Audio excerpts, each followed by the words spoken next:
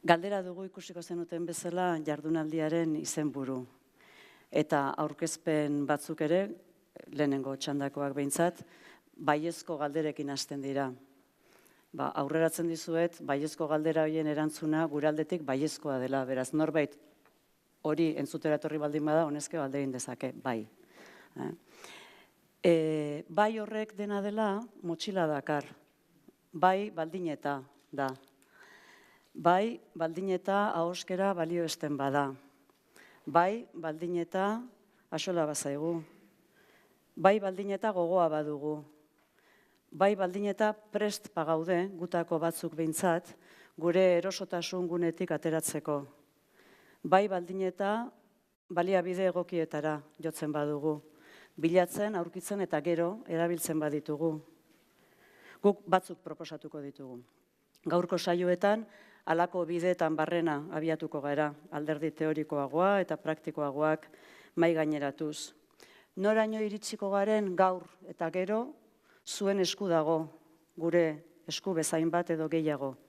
Animatzeko pentsatu beharko genuke abiatze bat dela hau, hasten ari garela.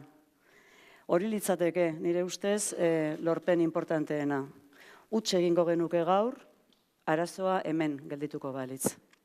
Gure itxaropena, ikasle eta irakasleengan zentzu zabalean, ze euskararen egoera dena dela, denok, uste dut, denok ardezakegula, tartzen dugula, tartu behar dugula, rol hori bata, zein bestea edo biak batera, behin baino gehiagotan, eta ez dela mozorroa, dagokiguna baizik.